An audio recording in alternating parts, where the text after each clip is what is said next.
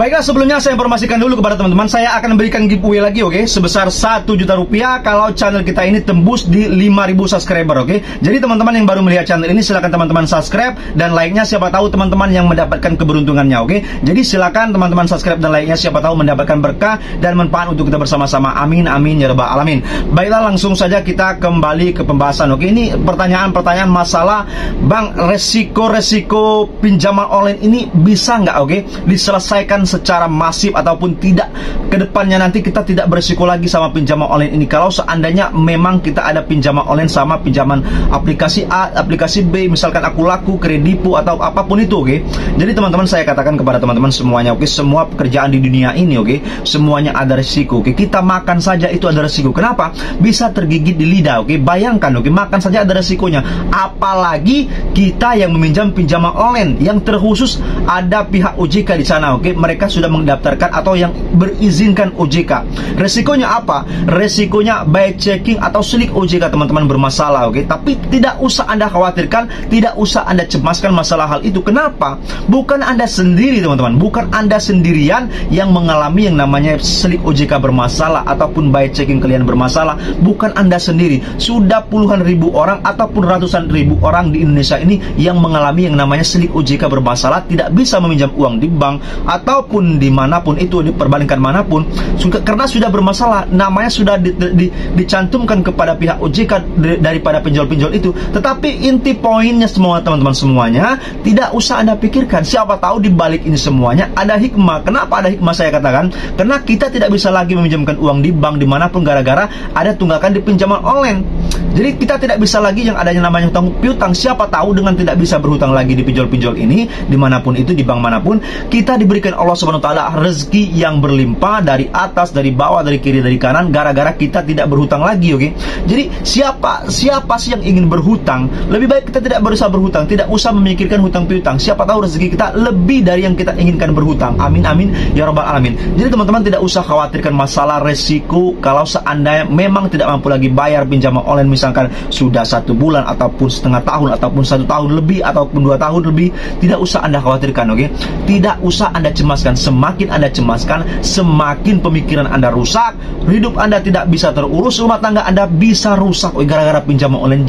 Jangan terlalu dipikirkan ataupun terlalu baper ataupun terlalu lebay, oke, menghadapi pinjol. Semakin Anda baper menghadapi pinjol, semakin rusak, oke. Kalau memang tidak mampu, ya sudah, galbaikan, resikonya tidak ada. Semakin Anda berpikir resikonya, semakin gencar mereka akan menagih Anda, oke. Bayangkan teman-teman, setiap hari yang namanya desi pinjol itu kerjaannya ya menagih lewat email, lewat WhatsApp, lewat telepon. Itulah pekerjaan mereka. Mereka juga digaji dengan cara hal-hal seperti itu, tetapi tidak ada keharusan, tidak ada kewajiban bagi para nasabah untuk membayar. Kenapa? Karena kalau seandainya tidak ada uang, mau bagaimana, oke? Tidak ada uang, mau bagaimana? Masa kita harus menjual aset-aset di rumah?